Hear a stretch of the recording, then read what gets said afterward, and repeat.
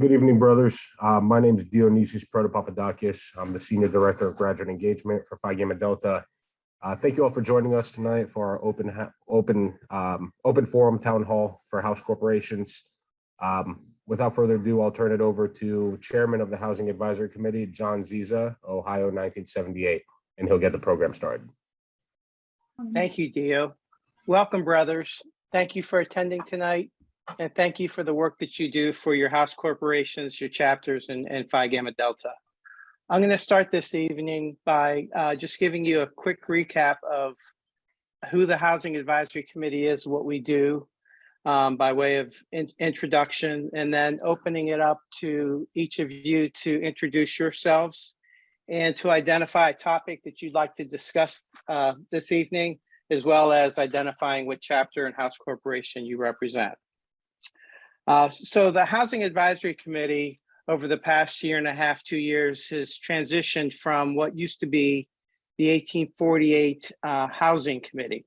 That was part of 1848 properties and housing. The groups have decoupled, and we've spent the last year and a half developing our own charter and creating a new direction for ourselves. The current members of the Housing Advisory Committee include J.B. Gall, Nebraska, 2001, Kyle Hartman, Florida State, 1999, Mark Krill, Florida, 1986, Mike Lang, Ball State, 2003, Kip McDonald, Hanover, 2007, Mark Wilkeson, Vermont, 1983, Charles Worsham, Tennessee Tech, 1992. And as you know, Dio is our Director of Graduate Engagement and is our connection to headquarters. The purpose of the committee is to promote competitive housing for our house corporations and to develop housing-specific programming for you all. We also provide support not only to you, but to IHQ staff as needed. We serve at the pleasure of the Archons and the IHQ staff. Our sole focus is house corporations, although I got to tell you, several times a year, we get calls from chapters asking us if we can help them attain a house. And so we guide them through the process of talking to the graduates in their area and their Purple Legionnaire, et cetera. But that actually does happen quite often. On an annual basis, we try to have 4 of these town hall events. We have vendor-led events, and come February 4th of 2023, if you want to put this on your calendar, it will be our 3rd annual housing conference. Our priorities, the Housing Advisory Committee priorities include rebranding our 1848 logo over to the Housing Advisory Committee, and you'll see that change has actually occurred on the website. You may have seen our bi-monthly newsletters. We're really trying to improve communications between our group and you all. So please give us feedback on things that we can do to assist in that area. And we're working to develop a house corporation database that's more easily maintainable than the current one that we have. Our current projects include developing a house director role description and a training program. The role description is actually developed, a draft role description, and I believe it's posted out on the website. And we're in the process of putting an outline together for house director training. We're developing housing standards that we expect will work across all different types of housing situations. That's a current project. We've developed a Piper's Pro program, and in fact, next month's town hall will be exclusively dedicated to Piper's Pro. And we're also developing sprinkler system best practices for those houses who currently have sprinkler systems and need some guidance on how to maintain those systems, and for houses that are interested, house corporations who are interested in potentially adding a sprinkler system. And again, I mentioned the housing database is ongoing work. If you ever need information about housing best practices, please visit www.figam.org, go to the graduate tab and navigate to housing. And then you'll see tabs under that for best practices, reserve study tool, sample contracts, webinars, lists of our preferred suppliers, and other information. And if there's something you'd like to see out there on the website that you think that would be helpful for you or other house corporations, please don't hesitate to let us know. At this time, I'd like to go around the web, if you will, and ask each of you to introduce yourself and tell us which chapter and house corporation you represent, and also share with us which topic you would like to discuss this evening, if you have a hot topic. I will open up the mic now. Steve Smith, Sigma Omicron, and the hazing issues.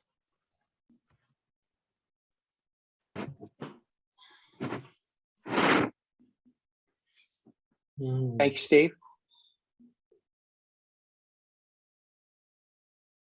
Mike Benevento, Delta Chapter, 1993.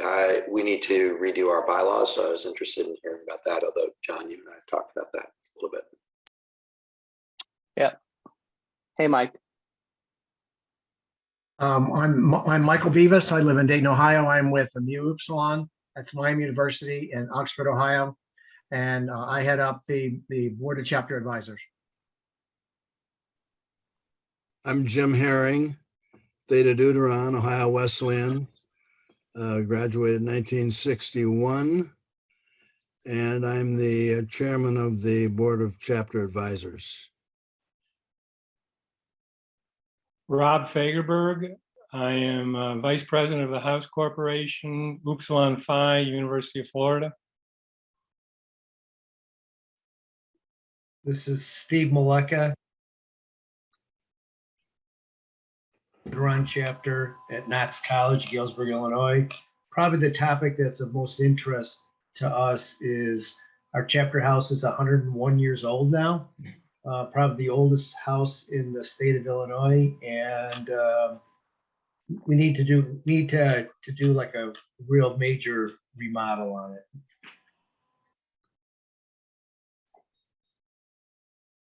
Okay, thank you, Steve. Hey, John, this is Jeff Mongan. I'm president of our housing corporation for the Upsilon Alpha chapter, University of Arizona. I'm a 1983 grad, and just don't have any specific topics, just best practices. I always learn a little something from listening to the other brothers on the call. Our house is coming up on 20 years old, so we're dealing with CapEx issues, pretty standard CapEx issues. And then also board recruitment and succession are topics of interest to me. Okay. Vince Sanangelo, University of Arizona, Upsilon Alpha House Corporation Treasurer.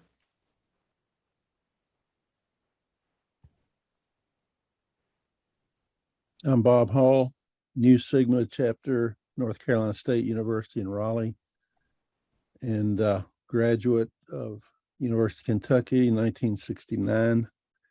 On the housing corporation, we're designing a house for our nomadic chapter that's never had their own house for the 25 years they've existed.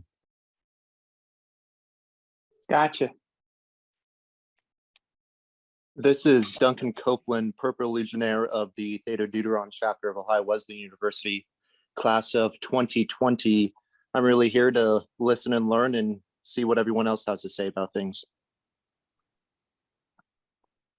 All righty. I'm Matt Have we missed it? Alexander, class of 79 from Iowa State. I'm new to the House Corps, so I'm just soaking it all in.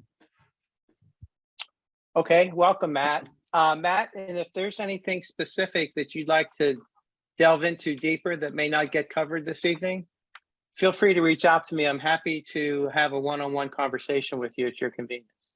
Sounds Or good. that goes for any of you. Hey, John, this is John O'Neill from Alpha Omicron, University of Akron, graduated in '87.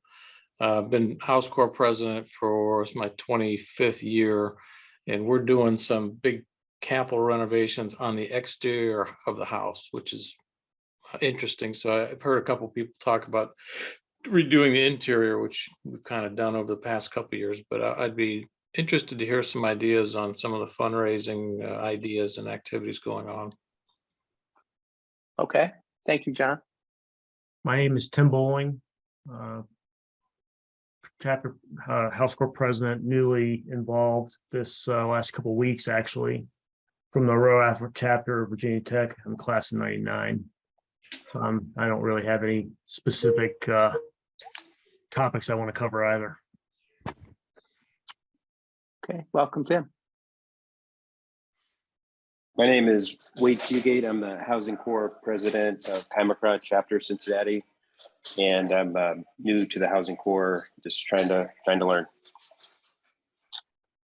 Welcome, Wade. I'm Doug Dittrich, Theta Deuteron, on the House Corporation.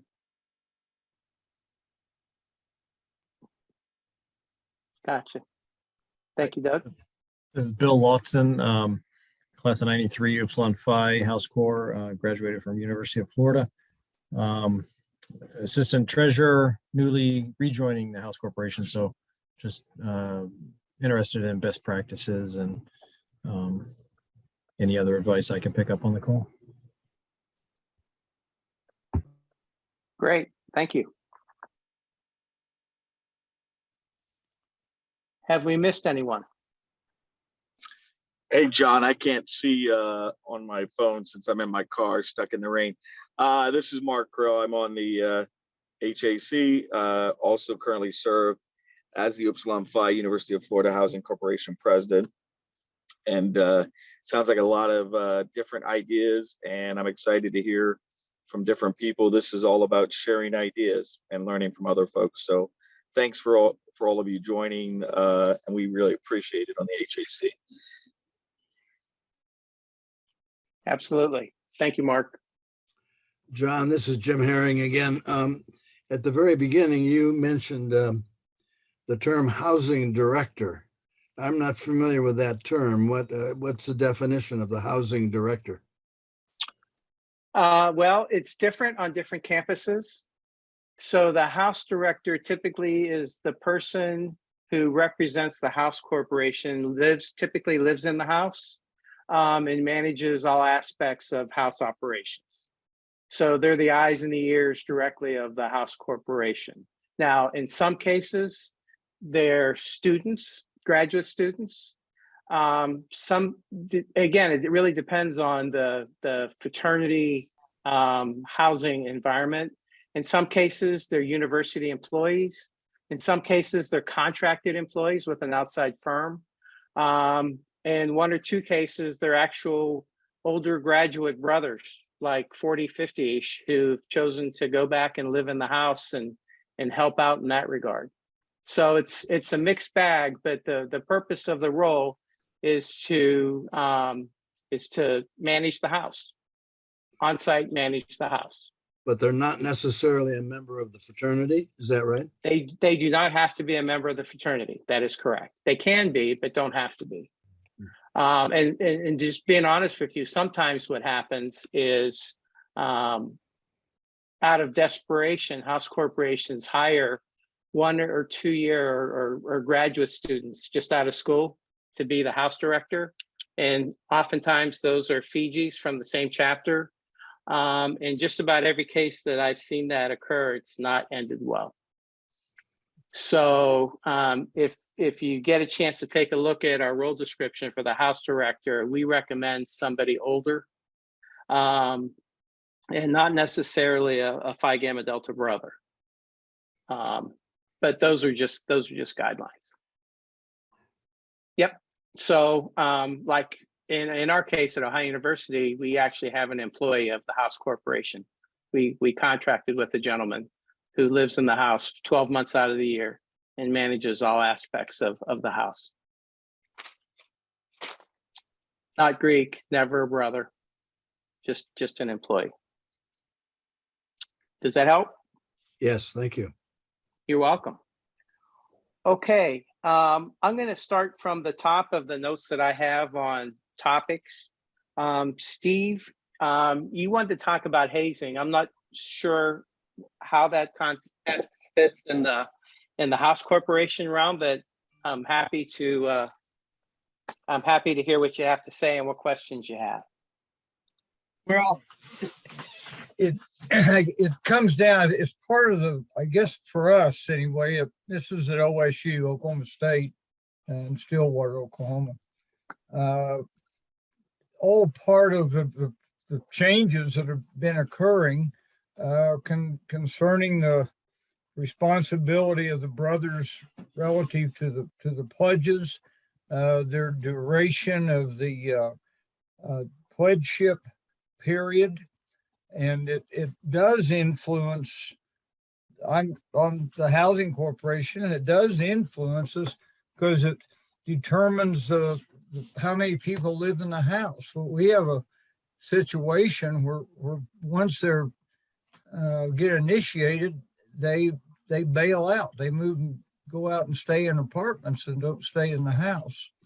And so the house is really simply occupied by pledges to a great degree, and that where hazing, I mean, it's kind of part of this is what doesn't go on and what does go on in managing the students in this situation. So maybe saying hazing was a bit too simple or misleading, but it encompasses the pledgeship process, and then the membership, the members, whether they stay in the house afterwards, and a lot of other very unique changes that are occurring, at least on our campus. I don't know if anybody else is having a similar experience or if it's unique to OSU. Steve, I'll pick up on this. This is Mike Beavis here in Ohio. We've had similar problems, not with hazing, but Miami University has continued to squeeze down the pledging time. And it used to be when we were in school, probably 3 months, 4 months or so. Now it's squeezed down to like 3 weeks. That's the first thing is. Now what we're doing right now is that Miami also has a requirement that 50% of the people living in the house have to be juniors or seniors. And that's very painful. So what we're telling them now, when they pledge, if they pledge, we're telling them they have to live in the house 2 years. So they can live there their sophomore year and their senior year, or they can live there their junior or senior year. But our guys would normally just live in the house their sophomore year, assuming they made grades, and then they would move out to an annex or to an apartment. And we just have not been able to fill the house. Our house holds 41 people. So now when they pledge, they have to sign a contract that they will live in the house 2 years. And that's going to help us. Thank you. That's no one's brought that one up, but that is exactly the same situation that we have, is the pledgeship period is they're ratcheting it downward, and they can move out after their first semester freshman year. And a lot of them are choosing to do that. They still come by and eat and, and visit the house, but it's hard for me to understand how that works with the whole system and brotherhood and getting to know each other and so on. There's no doubt the undergraduate experience is significantly different than it was for most of us when we went through. My personal experience at Ohio is the guys, they tend to chat via their technology versus face-to-face. That's where their comfort level is. Even if they're across the hall from each other, they won't get up out of their chair or their bed and go and talk to their brother. They'll chat with them via their computer or their phone. I think some of it's generational.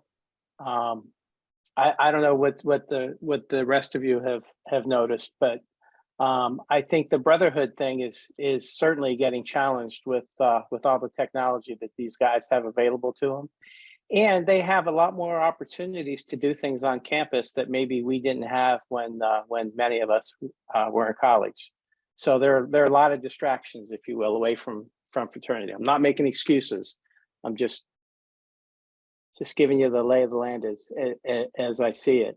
But to your point, I think many of us share that same problem that you're talking about, and that is how do I fill my house? Number one.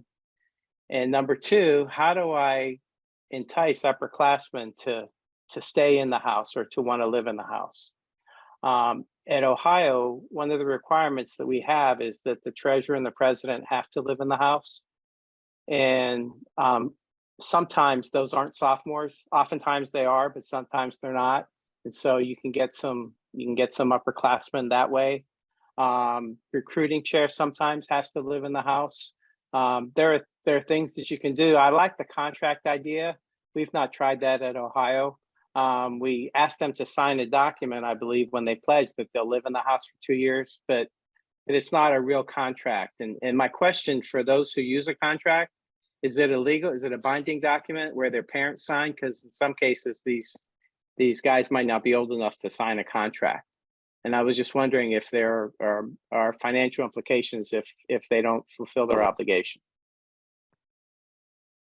Well, yes, at Virginia Tech, we have lease agreements signed with individual house occupants. So brothers, no matter what their, no matter what year of college they're in, they're signing a lease agreement.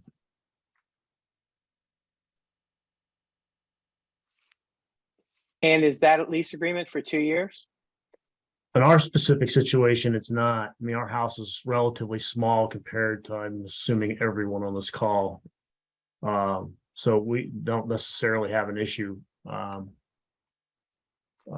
filling our occupancy, but at the same time, we have a legal binding agreement. Okay. We do as well. It's just a rental agreement for that academic year. Yeah. Right. And is there a penalty if they break it? Yep. Yeah. So we have a security deposit. We treat it just like a rental agreement.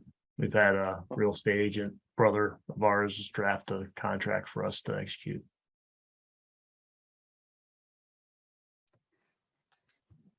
Gotcha. Other thoughts or ideas on this topic? Well, this is Jim again. At Ohio Wesleyan, our house is owned by the university. And so I suppose our situation's a little different than many of the other chapters. And I don't think that we have any written agreement, lease type agreement with the members of the chapter, undergraduates, because their agreement is with the university. Now, Duncan and Doug are both from Theta Deuteron, and I may be wrong about that, but I think that it's a different situation for us. So filling the house is not an issue for you, it's more an issue for the university? Well, they make it an obligation for us to do it, but we haven't had a problem doing it. Duncan can tell me right now. I think the house is full right now. Yes, the house is full, or maybe there's a few empty rooms because people are studying abroad. But by far and large, at Ohio Wesleyan, there's a requirement to live on campus, or if you're a commuter, you can live at home. So really the options for our brothers are to live at the house or live in a dorm, and 99% of the time they choose to live in the house. So I have a question. This is Mark Krill. So in this particular case, and this is kind of for the benefit of everyone, in this particular case, the university owns the house, I assume they own the property too, then do you, the house corporation, have any agreement, contract with the university or any ability? You have a contract with the university to occupy the house, even though they own it. And it's a relatively open working agreement. So, and the university is under pressure anyway, so that they're very cooperative and helpful to the chapter. So are you negotiated as a tenant leasing the house and then you provide all the subleases, or they just ask you to encourage guys to move in and they directly negotiate with the students? We're responsible to have so many occupants in the house. And that's in order to have the house in our name. Okay. And we're responsible to raise that number. Interesting. I've actually not heard of that format, so this is good. Yeah, so Mark, this is Steve Boleka from Knox College. Very similar arrangement at Knox in Interesting. Illinois, where the college actually owns the house and the property, and actually the college actually takes care of a lot of the rooming. So we don't even have to do subcontracts or anything with the undergraduate brothers living in the house. So that we've never had issues with filling the house. Guys want to live in the house. I have noticed that there's fewer upperclassmen living in the house. It seems like there's more sophomores and some juniors. I think the seniors will move back onto campus, very similar to Ohio Wesleyan, where you either live in the dorms or you live in the fraternity houses. But it sounds very similar, Jim. This is Vince San Angelo, University of Arizona. We first of all, we own the house and we own the property. We, the house corporation, and we have 3 agreements. We have a rental agreement with the residents in the house, and that's an annual agreement.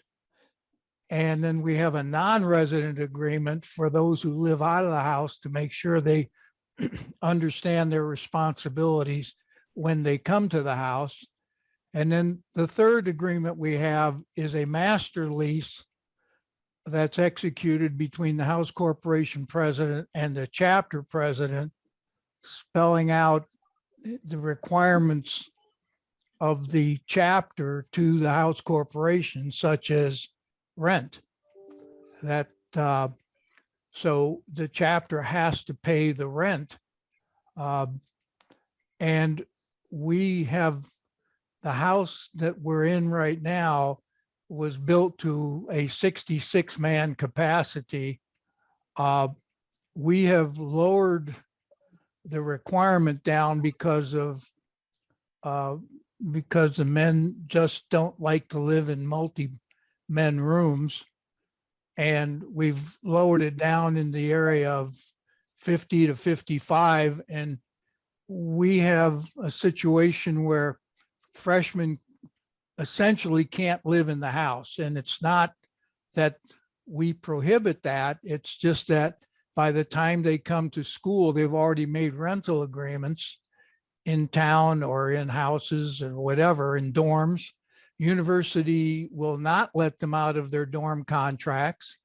So essentially we have sophomores, juniors, and seniors living in the house, and primarily sophomores and juniors. With seniors, we encourage them to live in and try to get a few in there so we have some maturity. And we do a few things like give them a couple $100 or something like that off of their room rents to encourage them to live in the house. And that's worked pretty well for us. We have right now 50 men in the house, and but it's primarily sophomores and juniors. Vincent, can I ask a question? What do you charge for non-residents not living in the house? It varies. The seniors get a little bit of a break. I think it's around 11. No, well, we require all men to pay for meals, whether they live in or not. And we've found that that's one of the best things that's ever happened, because it encourages people to come to the house. And that's where you get your fraternal experience, breaking bread, so to speak. And we give them a pretty good deal. It's only $1,100 a semester for 10 meals a week, which is, they can't equal that on the outside. There's no way they can. It's half as much as a university meal plan. So that's been a beneficial thing, but it's still hard. And I understand some of the concerns people have, because the tendency is here in Tucson is that the community is building all these fabulous high-rise apartments where the amenities are unmatchable in a fraternity house. So it's a heck of a competition, but so far we've been able to hold our own.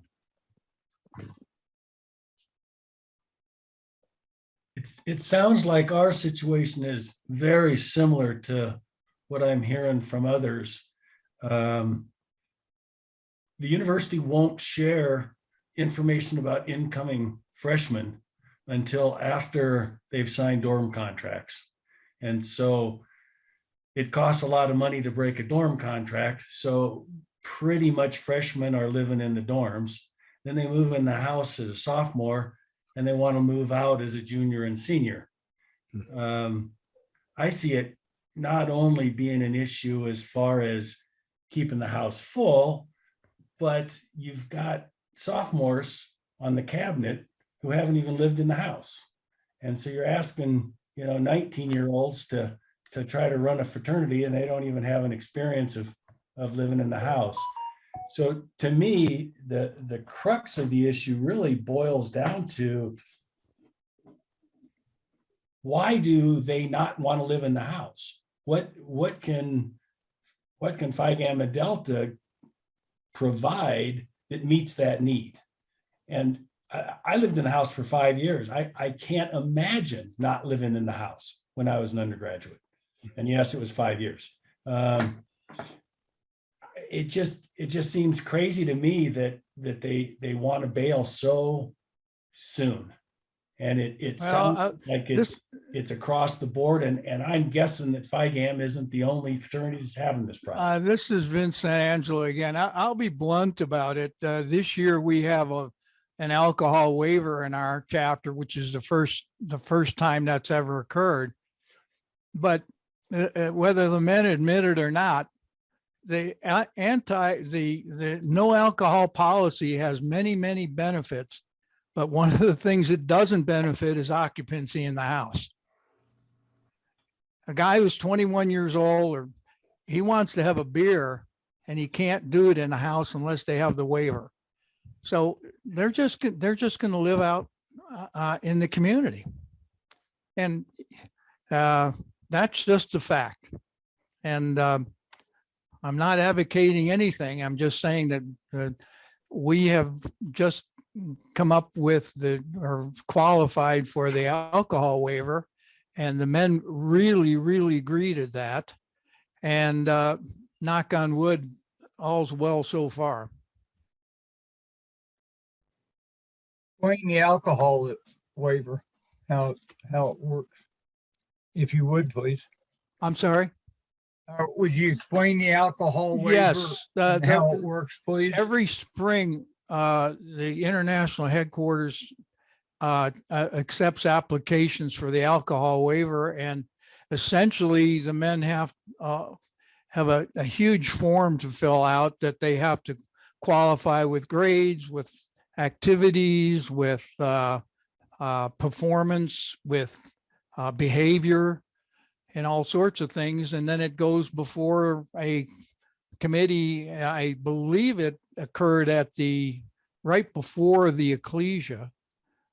And then chapters are told they qualify or they don't qualify. And I believe it's a 2-year qualification. But what we have told the men is that they can have their waiver, but in our particular case, since we own the house corporation as the landlord can just as easily say it doesn't apply if they're going to act up.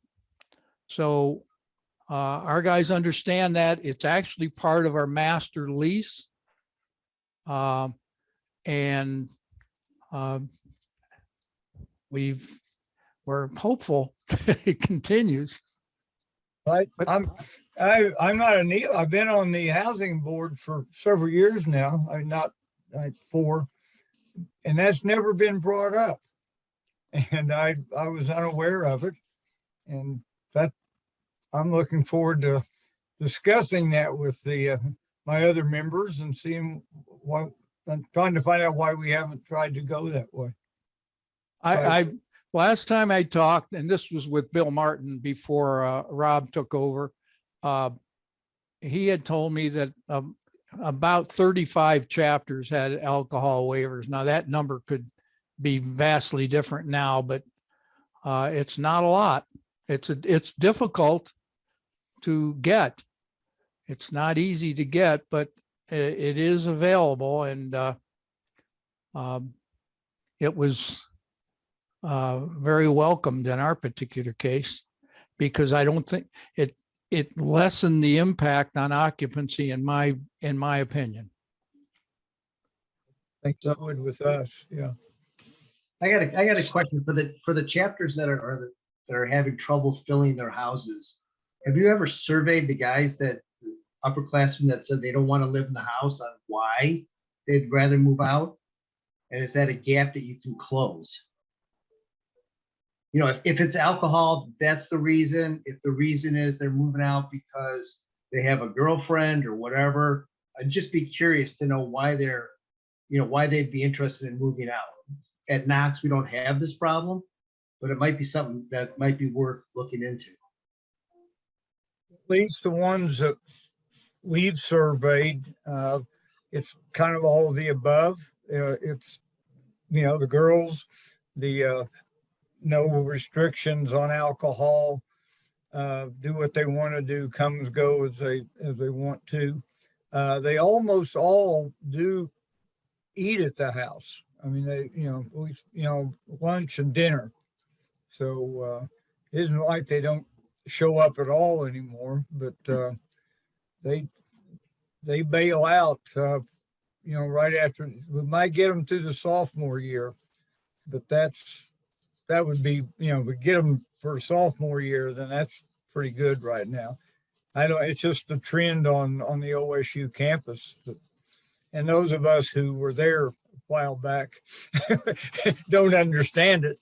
And so we've kind of been trying to figure it out. But it certainly changes the whole atmosphere of the house, and, relationships between the pledges and the. Steve, I don't think I answered your question fully before it slipped, but I have the figures in front of me now about our rates. And our rate for chapter dues is $1,050 a semester, and meals are $1,100. So you add the two together, and that would be for an out-of-house member. Thank you. Okay. Steve, if you need more information regarding the alcohol exemption policy, feel free to reach out to Dio or myself at any time, and we can get you the forms and even talk to your group if you want to talk about it. I will. Thank you very much. You're welcome.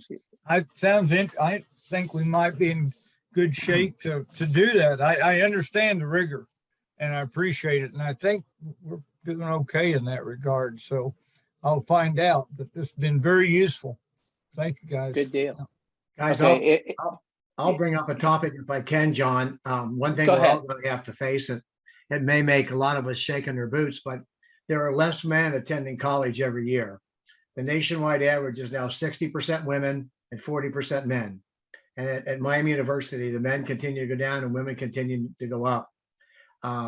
Women at Miami University have to live in a dorm, at least for the first couple of years or so. I think they can eventually move out into an apartment. Men can move out their sophomore year, but there are some fraternities that are considering admitting women. And I know us older guys would shake our heads and say, what the hell is this world coming to?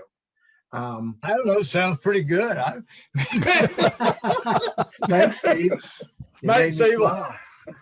But Sorry. it's tougher every year, and it's only a matter of time with everything else that's going on in this world before there's going to be some woman that's going to say, I'm going to rush this fraternity. You know, we all know what's going on in this, guys. So that's going to face all of us in the future. The numbers are right. That's, yeah.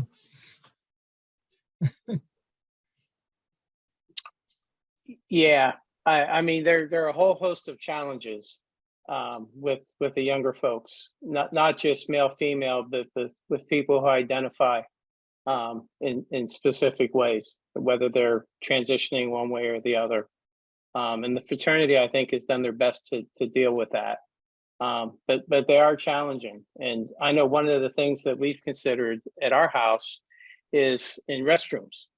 And instead of having a men's and women's restroom, just making them like they do in Europe. They're all individual rooms, if you will. And so it's, you know, you pick the restroom you want and they're all the same. And everybody has their own privacy. There's another Go issue ahead. that I would like to bring up regarding Theta Deuteron, and that is regarding food service, meals. For the 50 years that from the time I joined the fraternity until 2004, we had all our meals in the house.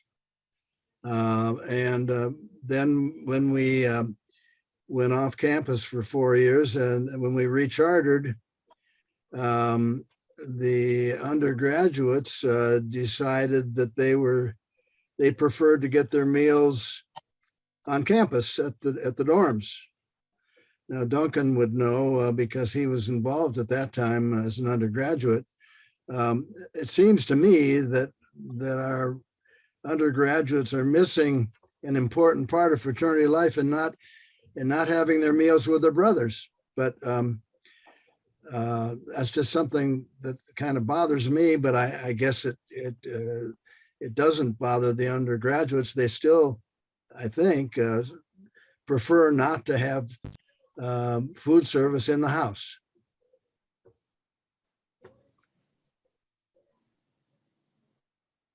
Interesting. Does anybody else have food service outside the house? And not at Knott's, the food service is outside the house. It's on campus. When I was an undergraduate back in '77, they already had disbanded that. So there was a kitchen they used to eat in the house, and then they moved it on to campus. The college offered like money to the fraternities to move out the food service to help out the college food service as far as volume, number of students. And then after 4 years, everything kind of went to pot, and nobody, so everybody just stayed eating on campus. But I will say that we would get together as, the guys in the house would always eat together in the cafeteria. So it wasn't like we were physically in the house, and I would see where that would be a great addition for, brother interaction, but we still ate together in the cafeteria.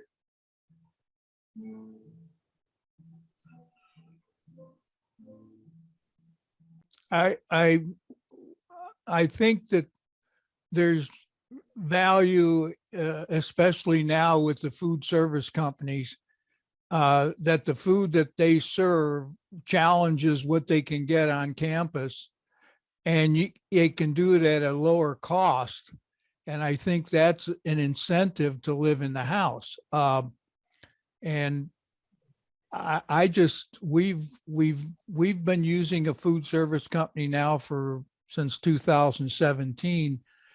And the men are really like it because if they're late, if they've got a late class or something, they just get on their phone and they send the app, using an app, they communicate right with the chef. He puts their meal in a warming oven. So when they get there, they have their food. And the quality of food is good. We also have a buffet area that we keep open 24/7. So they can go in there and cook something they want to after the kitchen's been closed. And I think all these things add up in terms of wanting to live in the house. So I think there's real value in maintaining meals in the house. Vincent, can you share what food service you use? Yes, we use KMS, which is it's out of Los Angeles. It was one of the few food service companies on the West Coast. Mainly they're in the Midwest and East, and we wanted somebody closer by. It's used by about 5 or 6 other Greek organizations on the University of Arizona campus. Their regional manager is local. So if the cook is sick and he can't show up, they have somebody fill in right away. So it just works out very well. And KMS is substantially less than the preferred vendor that the International Fraternity has. We use upper crust. Mm-hmm. I mean, they vary, and the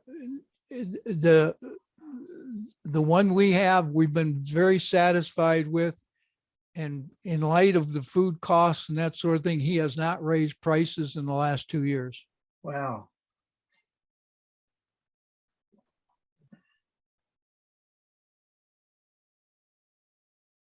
Any other discussion regarding food service?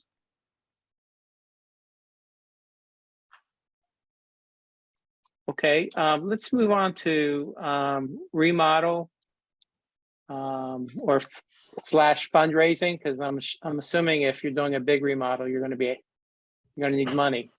So what kinds of questions or issues do y'all have relative to building new, remodeling, updating, whatever?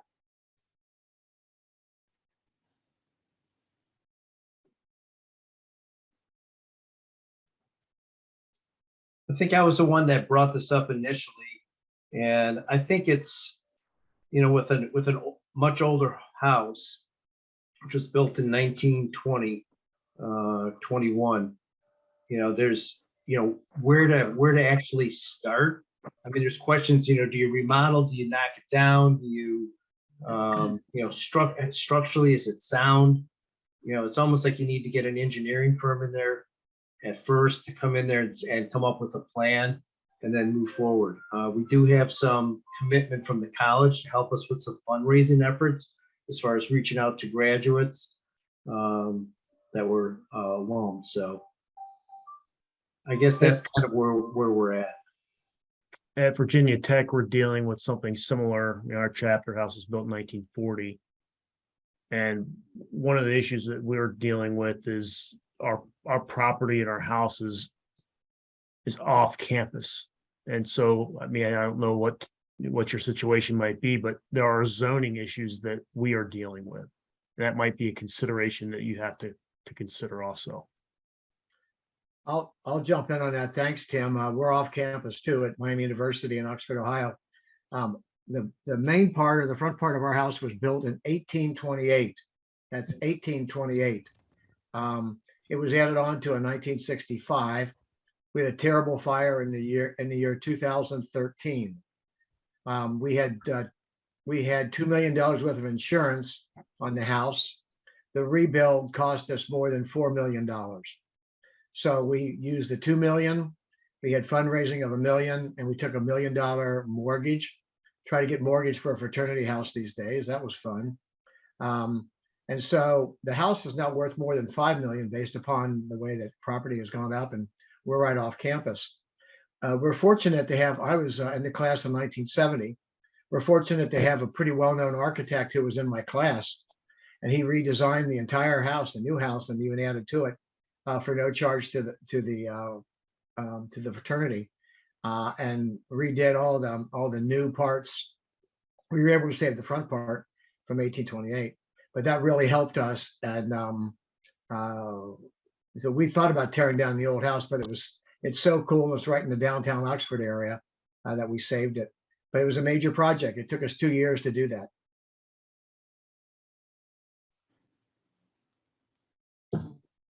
I would add, oh, go ahead.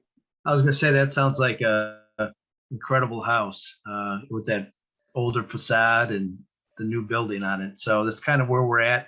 Our house is actually right on campus. So it's a great location. So we wouldn't really want to, lose that. Somebody mentioned an engineering firm, and that's a great idea. What we do is we have an engineering firm review the house about every 3 to 5 years and provide us with a report.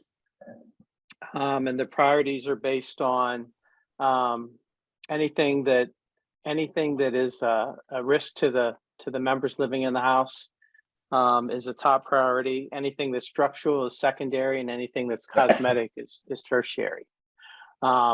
Also, on the website, we have forms for you all to use should you decide to do a reserve study. And that really deals with fund accounting. And I'm sure some of you do this, and maybe some of you aren't aware of it, but everything in your chapter house has a life expectancy. And so the idea behind this is that your roof, you may expect that it'll last 20 or 30 years. It may be 8 years old. So, in 22 years, you're going to have to replace that roof. And the concept is you start putting money aside 22 years ahead of time. So when the time comes, you have the money.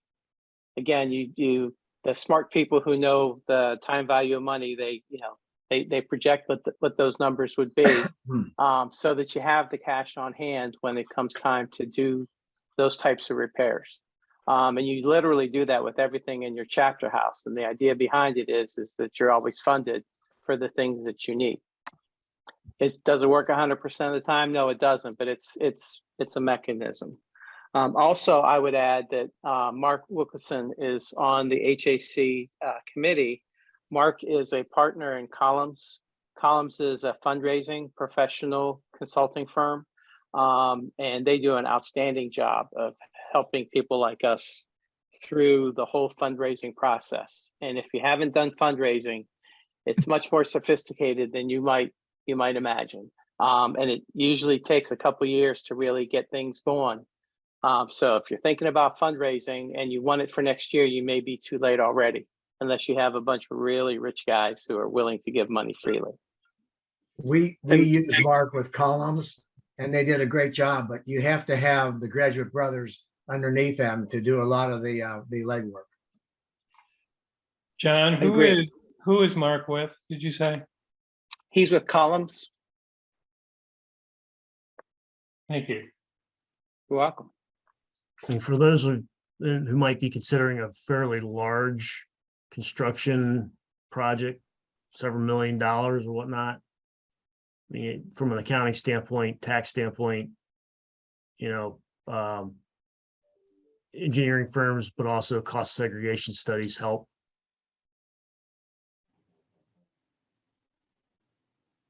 Thank you. Other discussion points for remodeling and or fundraising?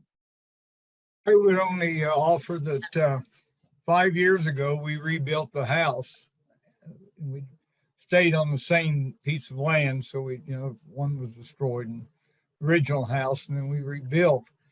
And we did our very best, at least I think, from what I know, is to, we had architects that were members of the house and have been active to be involved and so on and so forth.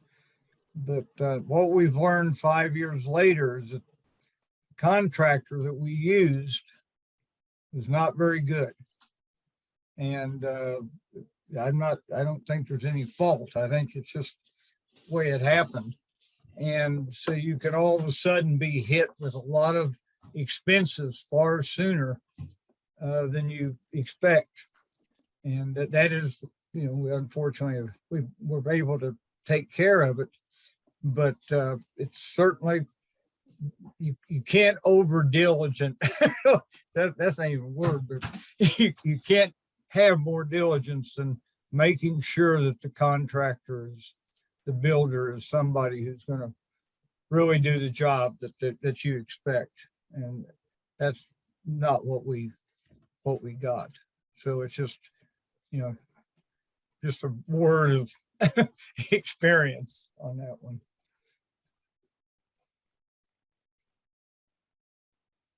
Thank you. Other comments on this topic? Okay. Is there another topic that people would like to discuss this evening?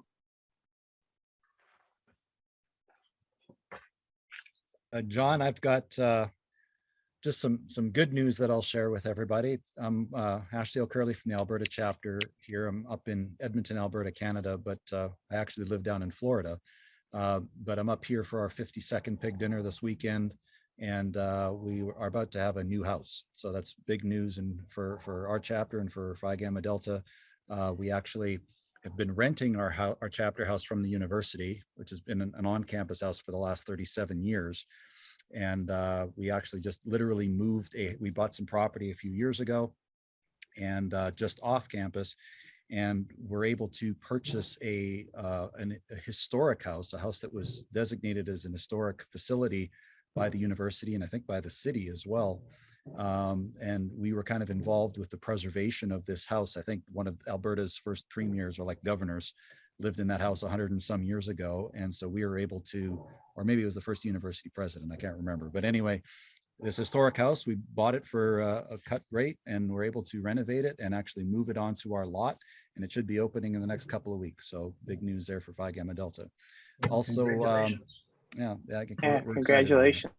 I'm particularly excited because 4 years ago, I'm the president of what's left of our housing corporation in Miami, Florida, where our house at Florida International University, we basically were forced to sell it to the university after having had the chapter canceled in a wave of anti-fraternity sentiment for no good reason. And so I guess my one thing that I would say about my experience there in Florida would be that for all the issues that we discuss as a house corporation, we need to be discussing issues with other house corporations, and I mean other fraternity and sorority house corporations as well, because a university or people that have the anti-Greek sentiment, there's a lot of it out there. And if we're not working together with other organizations, or if we are working together with other organizations, we as a international Greek movement are in a much better position when a university administrator or some other adversary tries to come for us. And as you know, that can happen more often than it used to. So I would just encourage everybody to reach out and start form relationships. So I assume some of you already are doing this, but forming relationships with housing corporations and other graduate leaders and advisors of other fraternities and sororities can only help us. Good advice. Thank you, Ashley. Other topics, other areas of interest? Okay, well, let me ask a question of the group. As we are preparing for the third annual housing conference in February, we're looking for ideas and suggestions for vendors, topics, things that you'd like to learn more about, experts that you'd like to talk with regarding any aspect of house corporation work. If you have some ideas, if you could share those now, that would be great.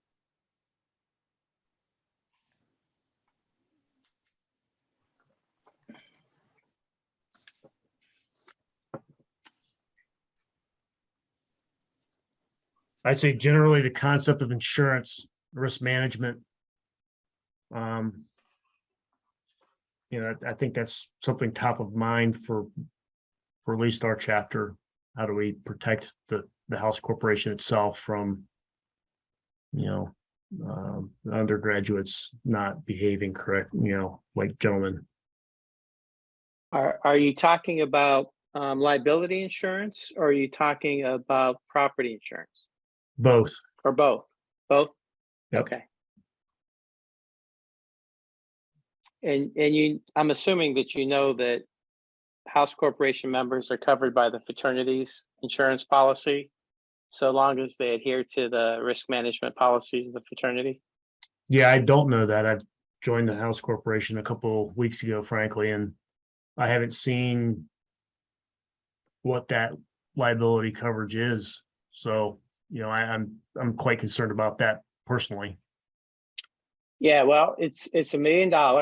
It was reduced this year because of our adverse insurance history the last 5 years. Used to be 2 million. And there's an option through our insured, Holmes Murphy, for house corporations to obtain an additional $1 million of liability coverage on their own. And Tim, if you want to talk with me offline or reach out to me separately, I'm happy to talk with you about that, and even connect you with the folks at Holmes Murphy are insured if you'd like to talk more directly with them. All right. Other topics. I heard food service was kind of a hot item tonight, and we have a preferred supplier, Upper Crust, who typically attends and will likely present. Are there other vendors such as that? Is anybody using a professional house management, property management company to manage their house? Has anybody considered it?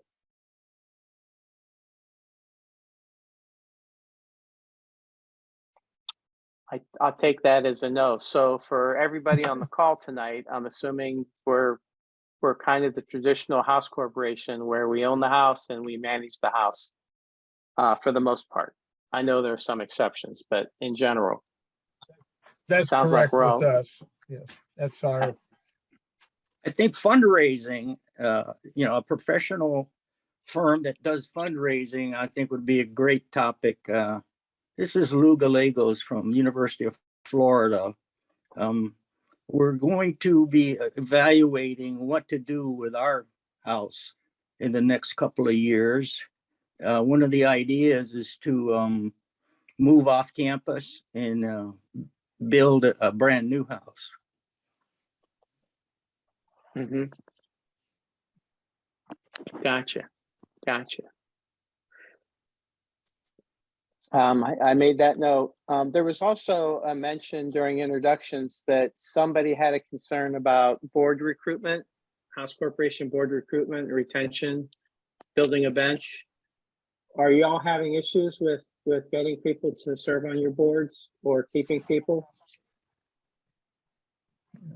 no. Not so much. Okay. Other topics for either tonight that you want to talk about or items for the housing conference in February? Well, since at least one person just mentioned they're building a new house, let me share the concept that we're using for our new house at North Carolina State. It'll be a house with 3 wings, 3 sections. The main house, which will be more traditional, have rooms for the brothers to live in.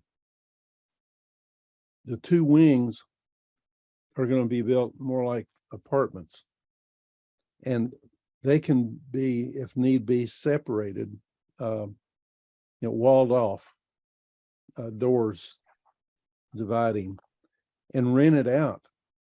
If for some reason, because fraternities have a tendency to ebb and flow, and some at times the membership At NC State's been as low as 15. At other times it's been, 60 to 80.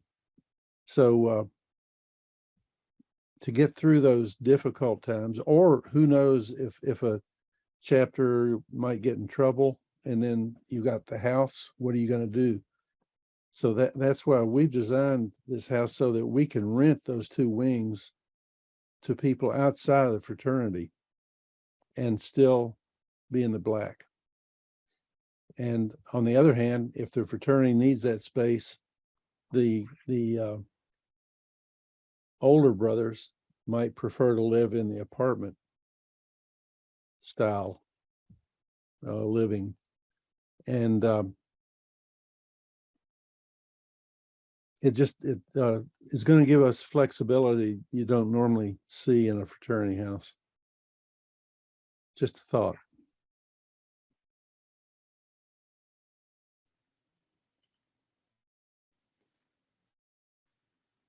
We even had a sorority, a small sorority, indicate to one of our members that they might be interested in renting one of the wings.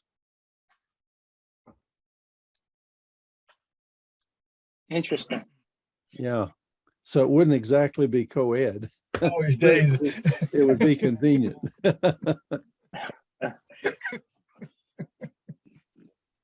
Yes, it would. And the other thing is we're building off campus. NC State, if you build the house there, they own the property and they lease it to you for 99 years. We've run into trouble when we were renting a house from NC State a few years back. It was a house that was scheduled to be torn down, so we had to move out after we were there for a year or two. But invariably, things would happen on campus that caused problems that would not have happened if we'd been living off campus. And the university runs a bus line around campus and to housing. So the bus line, there are 4 or 5 other Greek houses in this same complex, but it's about a mile or so off of away from campus. And so there are sororities and fraternities both in those other houses.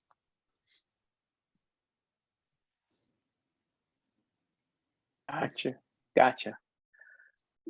Brothers, it's about 10 after 8. Are there other topics for this evening? Anything that anyone would like to share for the good of the fellow House Corporation members? I just want to thank you for answering my questions and helping a great deal. And I look forward to attending the next one. It's been very, very informational. And I think I can go to our president and do some good with all the things you've offered. So as they say, not for college days alone. Appreciate it. Well, I'm glad that you got value from it. Thank you. Thank you all.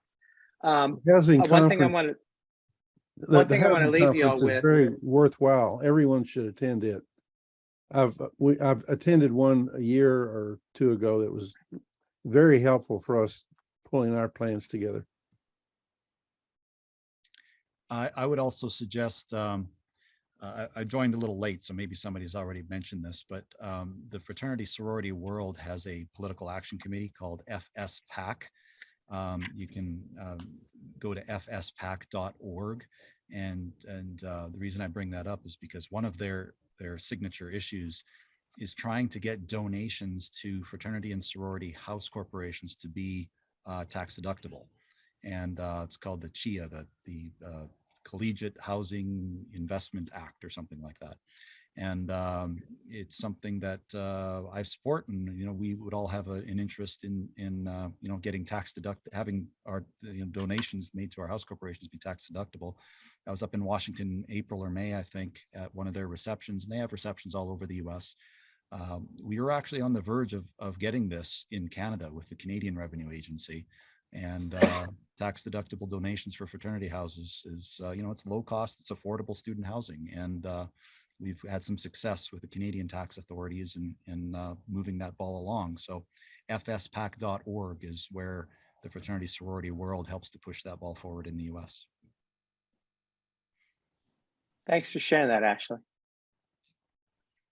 I wanted to leave you with our contact information. If any of you have any questions or want to reach out to us after this session, simply send an email to housing@phygam.org. That's housing@phygam.org. And we'll be sure to get back to you. And if you would like one of the HAC members to attend one of your house corporation meetings to answer questions or provide guidance, we're happy to do that.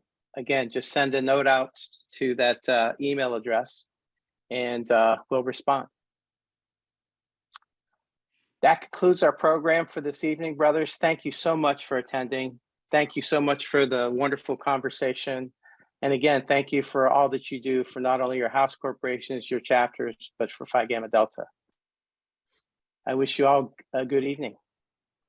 Thanks. Good night, brothers. Hi, brothers.